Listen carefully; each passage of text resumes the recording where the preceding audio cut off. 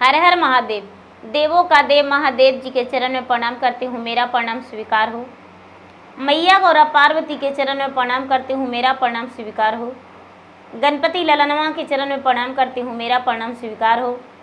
सब गुरु भाई बहनों के चरण में प्रणाम करती हूँ, मेरा प्रणाम स्वीकार हो। माता और पिताजी के चरण में प्रणाम करती हूँ, मेरा प्रणाम स्वीकार हो। गुरु भाई बहना, मैं एक कथा सुनाने जा रही हूँ। इस कथा को पूरा सुनिए और रहस्य जानिए। हर हर महादेव, घर घर महादेव। बहुत समय पहले की बात है कि एक राजा थे और उनका एक ही बेटा था। राजा साहब अपने बेटा को पढ़ाए लिखाए, सब कुछ किए, अच्छे स्थान में उनको ज्ञान दिलाए।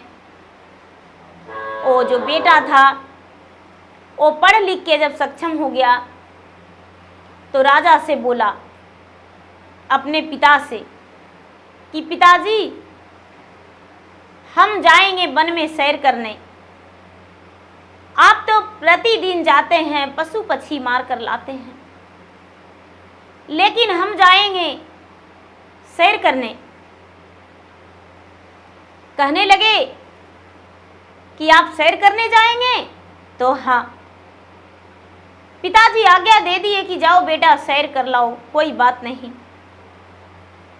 बेटा जो था वो सैर करने के लिए घोड़े लेकर निकल गया। जब सैर करने गया राजकुमार, तो जंगल में जाते जाते एक वृक्ष के नीचे 18 साल की कन्या खूब सुंदर थी, 16 श्रृंगार में सजी हुई थी। उसका मुखड़ा चांद की तरह था, काले काले घने बाल बड़े बड़े लंबे लंबे थे, पूरा सजी धजी थी और सिसक सिसक के बैठकर रो रही थी। जब राजा का बेटा धीरेन्द्र कुमार वहां पर गया तो उसे देखकर मोहित हो गया और मोहित होकर जाकर उसके पास बैठकर धीरेन्द्र कहता है, सुंदरी, इस सुनसान जंगल में तुम क्यों बैठकर रो रही हो? तुम्हारे स्थान तो किसी महल में होना चाहिए, तो तुम इस जगह पे क्यों? और सुंदरी कहती है कि हे राजकुमार, आप मेरे नजरों से दूर हो जाएं, मैं एक अभागन हूं। राजकुमार बोला कि नहीं, तुम अभागन नहीं हो, तुम तो दिखने में अप्सरा जैसी लगती हो। तुम्हारा सूरत तो इंद्र की बेटी की तरह लगती है, इसलिए तुम अभागन नहीं हो। वो लड़की कहती है कि सुनिए राजकुमार, यदि जानना चाहते हैं तो मेरे कल के बारे में जान लीजिए। जब ऐसी बात वो कन्या बोली तो धीरेन्द्र बोला, ठीक है, तुम्हारा कल के बारे में मैं नहीं जानना चाहता हूं। क्या तुम मेरे साथ चल सकती हो और मेरे साथ ब्याह कर सकती हो? फिर भी वो सुंदरी बोली कि नहीं, आपका कुल का हानि पहुंचेगा, आपका कुल में हम कैसे ब्याह कर सकते हैं?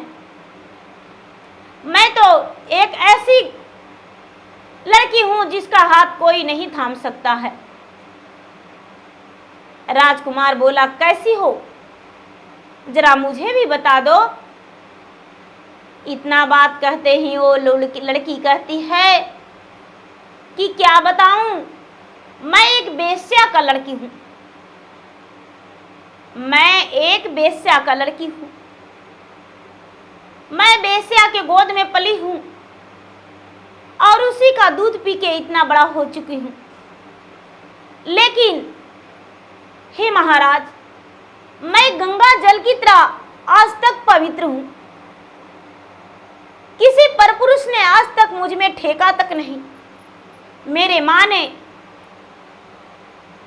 मेरे परवरिश के लिए नाच गान मुजरा सब कुछ की, लेकिन मैंने आज तक किसी के पास नहीं गया। ये बात सुनकर राजकुमार कहता है कि तुम चाहे किसी का लड़की हो, मैं तुमसे विवाह अवश्य करूंगा। और इतना कहते ही उसका हाथ थाम लिए और हाथ थामकर राजकुमार अपना घर लेकर चले गए। जब अपना घर लेकर गए तो राजमहल के बाहर जो भी दासी दरबार नौकर चाकर खड़े थे वो कहने लगे कि अरे ये धीरेन्द्र बाबू क्या कर डाले, क्या कर दिए हैं, ये तो ब्याह करके आ गए। धीरेन्द्र बोले कि अरे इसमें चौंकने का क्या बात है, ब्याह तो एक दिन मुझे करना ही था, तो मैंने अपना मर्जी से ब्याह कर लिया हूँ और करके अपना पत्नी को ले आया हूँ। धीरेन्द्र के पिता और माता जब लड़की को देखें तो देखकर तो दंग ही रह गए कि अरे इतना सुंदर लड़की किस राजा का बेटी है। धीरेन्द्र बोला पिताजी, ना तो इसके पिता का ठिकाना है ना तो माता का ठिकाना है। ये वन में बैठी रो रही थी और मैंने इसे अपना पत्नी स्वीकार कर ले आया हूं। जब अंदर गई वो लड़की तो धीरेन्द्र के माता एक भगवान की भक्ति करती थी, भगवान की पुजारी थी और उसके पिता भी भगवान के भक्त थे, महादेव के भक्त थे और महादेव के पूजा किया करते थे। जब वो लड़की ने शाम में बिता ली और सवेरे हुआ तो उसके माता पिता दोनों आंगन में बैठकर और शिव पुराण कथा पढ़ने लगे। तो लड़की अपना कान मूंद के और कहती है कि राजन स्वामी, आपके घर में ये सब क्या होता है, मैं इस घर में नहीं रह सकता हूं। यदि आप मेरे साथ जीवन बिताना चाहते हैं तो आप अपने माता पिता को घर से अलग कर दीजिए। धीरेन्द्र सोचा कि मेरा तो ऐसा कई महले हैं, मेरे माता पिता मेरे साथ ना रह के किसी और महल में रह जाएंगे। और अपने माता पिता से बोले कि हे माता जी पिताजी, आपका बहू का पूजा पाठ पसंद नहीं, इसीलिए माता आप दूसरे महले में रह सकते हैं। दूसरे महल में जाके राजा रानी का कोई आपत्ति नहीं हुआ, और दूसरे महल में चले गए और उसमें रहने लगे। अब धीरेन्द्र अपने पत्नी के साथ इस महल में रहने लगा, नौकर चाकर के साथ। धीरे धीरे 2 वर्ष बीता तो एक बच्चा जन्म ले लिया। जब एक बच्चा जन्म लिया तो राजमहल में बहुत खुशी हुआ। 2 बच्चा जन्म लिया, धीरे धीरे धीरे धीरे 9 बच्चा जन्म ले लिया। जब 9 बच्चा जन्म लिया तो गुरु भाई बहना 9 बच्चा में 8 बच्चा लड़का था और 1 लड़की थी। 8 लड़का था और 1 लड़की थी। बड़े सुंदर स्वभाव की लड़की थी, बड़े सुशील थी। वो भी भगवान की भक्ति करना चाहती थी, लेकिन माता के बस में वो भक्ति भावना करना याद नहीं रखती थी। जब अपने बेटी को भक्ति भाव देखकर धीरेन्द्र मन में प्रसन्नता जागी उनका, तो अपने माता पिता के पास अपने बेटी को पहुंचा दिए। गुरु भाई बहना अपने बेटी को अपने माता पिता के पास पहुंचा दिए, क्योंकि उनकी पत्नी भक्ति भाव नहीं जानती थी। धीरे धीरे धीरे धीरे 9 बच्चे की मां हो गई और 10वां में फिर से गर्भ धारण कर ली। 10वां बच्चा को फिर से गर्भ धारण कर ली। तो गुरु भाई बहना, एक दिन का बात है कि 5 ब्राह्मण गांव में भिक्षा मांग रहे थे। भिक्षा मांग रहे थे, वो साधु संत थे, और मांगते मांगते मांगते मांगते उनका शाम हो गया। तो शाम हो गया तो उनका कोई पड़ोसन थी, उनका भेदभाव रीति रवैया से बड़ा जलस रहते थे। ये धीरेन्द्र के पड़ोसन उन्हें देखना पसंद नहीं करते थे, जो कि धीरेन्द्र के पत्नी कोई गलत काम नहीं करती थी। सिर्फ ये पूजा पाठ भक्ति भावना पसंद उसके नहीं था और वो सब करना नहीं चाहती थी। लेकिन फिर भी उनके पड़ोसन उन्हें देखना पसंद नहीं करते थे। सीधा कहते थे कि पता नहीं किस जाति का किस कुल का लड़की है और राजा का बेटा शादी करके ले आया है। गुरु भाई बहना, वो 5 जो ब्राह्मण थे, साधु महात्मा थे, संत थे, पूरे गांव में मांगते मांगते उनका शाम हो गया। तो ये 2-4 व्यक्ति से पूछे कि भाई यहाँ कोई आश्रम है जिसमें मैं अपना समय व्यतीत कर सकूं। तो किसी ने बताया कि देखिए महाराज संत जी, एक राजा है, उसका एक ही बेटा है और उसका 9 पुत्र है, 8 पुत्र 1 पुत्री, 9 संतान है। और फिर से उसका पत्नी जो है गर्भवती है। वो आप जैसा कितना संत को प्रतिदिन रखता है और खाने पीने का प्रबंध कर देता है। उन्हीं के पास चला जाइए, क्योंकि उनका जो गांव वाला जानते थे कि उनका पत्नी किसी साधु संत का भिक्षा भी नहीं देती है। 5 ब्राह्मण जो साधु संत थे राजा के द्वार पर पहुंच गए। जब राजा के द्वार पर पहुंच गए तो उनका दरवाजा ढकढकाए। दरबान निकला तो साधु संत को देखकर कहते हैं कि महाराज, यहाँ दरबार पे भिक्षा नहीं मिलता है, आप स्वयं लौट जाएं। तो संत जी कहते हैं कि मैं लौटने के लिए नहीं आया हूं, मैं तो इस जगह पे विश्राम करने को लिए आया हूं। इस राजमहल की जो रानी है उस रानी से हम मिलना चाहते हैं। इतना बात सुनकर दरबान रानी से जाकर बोले। उस वक्त जो उसका पति था वो जंगल में जाकर चिड़िया चुरुगू पशु पक्षी मारने चला गया था। रोज मारकर शिकार लाता था और उसी का भोजन उसके घर में बनता था। राक्षसी भोजन उसका घर में प्रतिदिन बनता था। और जब 5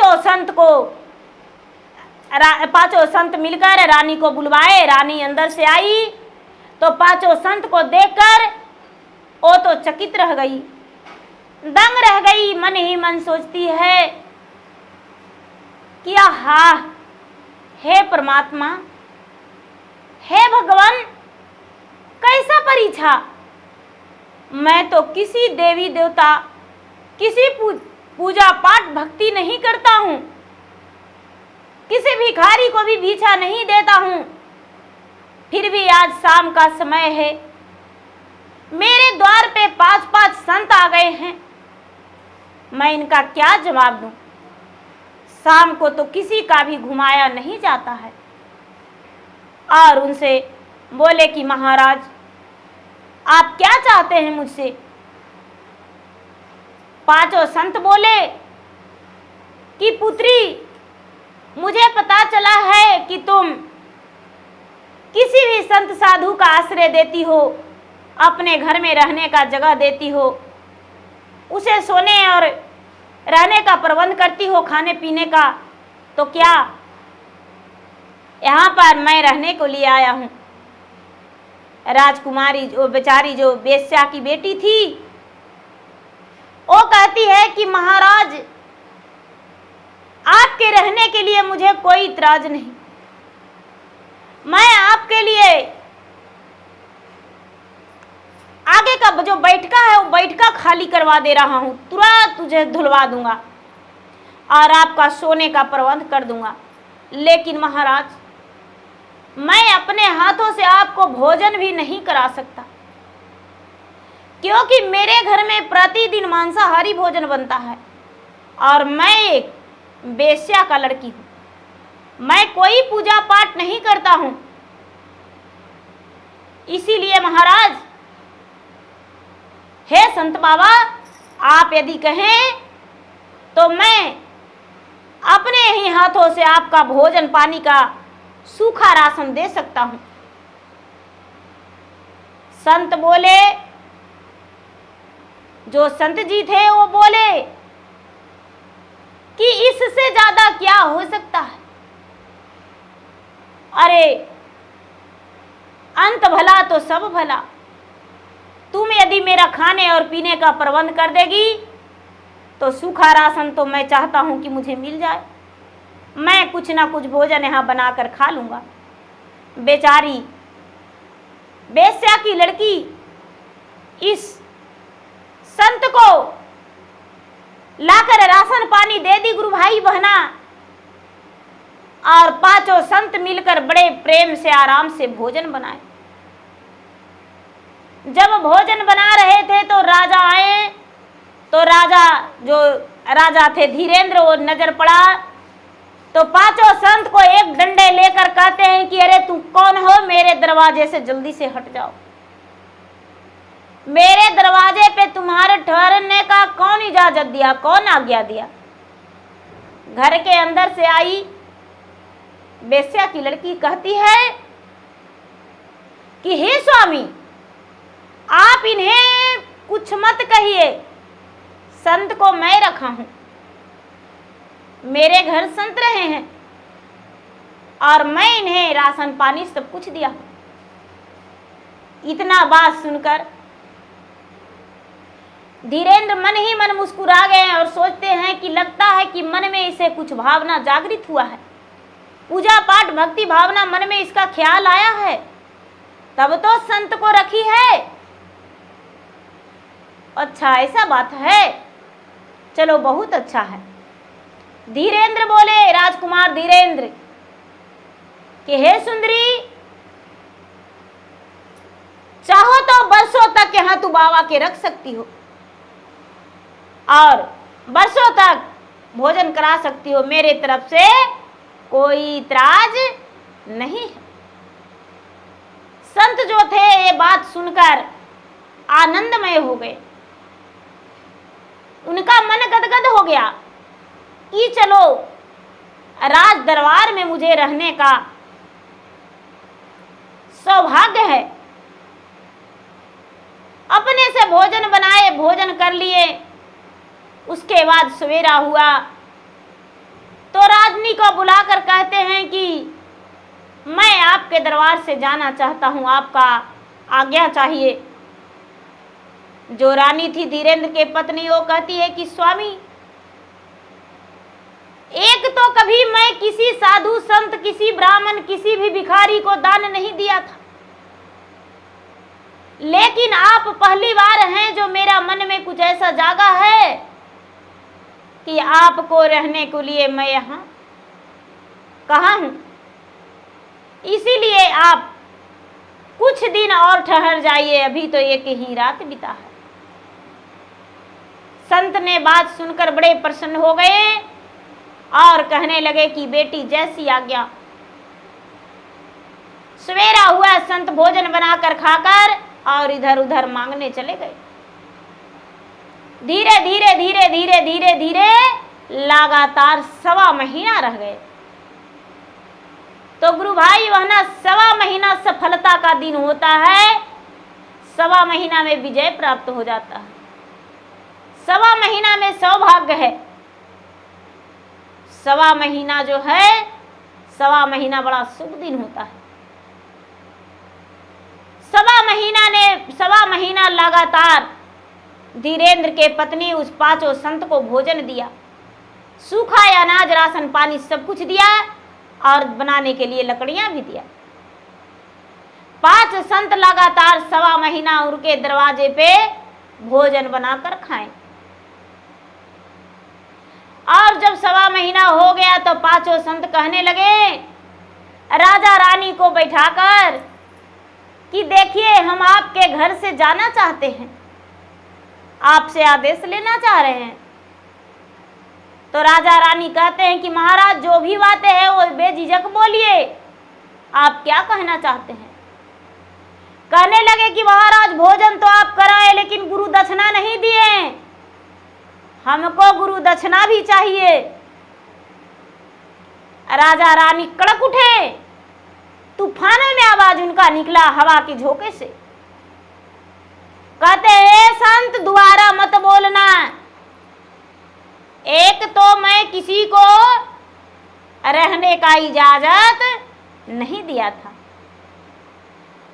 गुरु भाई बहना ध्यान से सुनिए कि वो राजा रानी बड़े कड़क आवाज, मतलब ऊंचा आवाज में बोले कि दोबारा मत बोलिएगा कि यहाँ हम आपसे दक्षिणा मांग रहे हैं, किसी को मैं दान पुण्य नहीं करती हूँ, तो आपको दान कैसे दे सकती हूँ। सीधा मेरे दरबार से आप चले जाइए, रहना है रह के भोजन करना है तो लगातार जीवन भर आप मेरे द्वार पे रह सकते हैं, लेकिन गठरी बांध के लिए नहीं ले जाने को लिए देंगे। 5 संत जो थे मुस्कुराकर बोले, हंसते हुए बोले कि नहीं राजकुमार, मैं आपसे अन्न धन सोना चांदी कांसा पीतल तांबा कुछ नहीं मांग रहा हूं, कोई वस्त्र नहीं मांग रहा हूं, आपके राजमहल भूमि दान कोई ऐसा चीज नहीं मांग रहा हूं। राजकुमार और राजकुमार की पत्नी कहती है कि महाराज, आप क्या मांगते हैं। तो 5 संत कहते हैं कि मैं एक वचन मांगता हूं। 5 संत आपस में बात किए कि जिसके द्वार पे 1.25 महीना रहे और यदि वो नरक में जाए तो क्या मेरा कभी कोई रहने को लिए, खड़ी होने को लिए जगह देगा? नहीं देगा। इसीलिए इसे कुछ न कुछ देकर जाएंगे। इतना बात सुनकर कहते हैं महाराज, क्या वचन मांगना चाहते हैं? वचन देने को लिए मैं तैयार हूं। 7 वचन देंगे, एक वचन कौन पूछता है। जब ऐसा बात सुनकर 5 संत बोले कि सुनिए, धीरेन्द्र से कहते हैं कि आपकी पत्नी गर्भ है, गर्भवती 10वां बच्चे की मां बनने वाली है, तो आपका बच्चा जन्म लेगा, उसका नाम नारायण रख देना और कुछ नहीं। इतना बात सुनकर धीरेन्द्र और धीरेन्द्र की पत्नी दोनों मुस्कुराते हुए कहते हैं कि महाराज, मेरा बच्चा जन्म लेगा तो कुछ ना कुछ तो उसे नाम रखना ही है, तो नारायण क्यों नहीं, हम नारायण ही उसका नाम रखेंगे। 5 संत इतना सुनकर कहकर चले गए और जब चले गए तो धीरे धीरे 9वां महीना बीतने के बाद इनका पत्नी का उदर से, यानी बेश्या की उदर से, बेश्या की बेटी के उदर से एक सुंदर पुत्र जन्म लिया। और जब पुत्र जन्म लिया तो उसका नामकरण करवाने के लिए कोई ब्राह्मण को नहीं बुलाया गया। वो जो बेचारी धीरेन्द्र की पत्नी बच्चे की मां थी, वो खुद नारायण नाम रख दिया और प्रतिदिन दिन में 100 बार से ज्यादा मां नाम लेती है बच्चे को, नारायण नारायण नारायण। तो गुरु भाई बना, उसका पूजा पाठ कुछ नहीं था, लेकिन बच्चे के नाम से भगवान का नाम मन में जाप रही थी। उसका बच्चे का नाम लेकर ही कन कन में भगवान विराजमान हो रहे थे और उनका हर पापों का कट हो रहा था। जो कभी कोई देवता का नाम नहीं लिया है वो नारायण का नाम लेगा, विष्णु का नाम लेगा, महादेव का नाम लेगा, पूजा पाठ नहीं करता है, फिर भी उसका पाप धुल जाएगा। तो वो जो बेचारी रानी थी उसका पाप कट रहा था, बार बार नाम अपने बच्चे का ले रही थी। धीरे धीरे समय बीतता गया और नारायण 12 वर्ष का हो गया। 12 वर्ष का हो गया, छोटा बेटा नारायण रहा। धीरे धीरे 12 वर्ष का उम्र बीता तो ये जो धीरेन्द्र और धीरेन्द्र का पत्नी दोनों का समय झुक गया, दोनों वृद्ध हो गए। और जब दोनों वृद्ध हो गए तो यमलोक से यमराज आए लेने को लिए।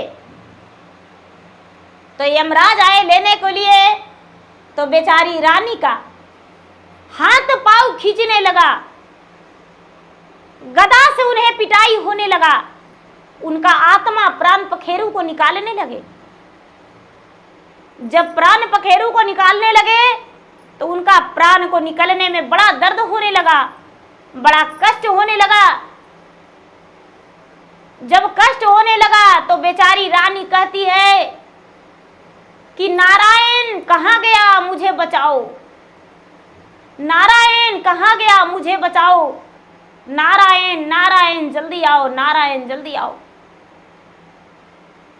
भगवान के नाम नहीं ले रही थी, लेकिन भगवान प्रकट हो गए, क्योंकि 5 संत को लगातार 1.25 महीना अपने दरवाजे पर,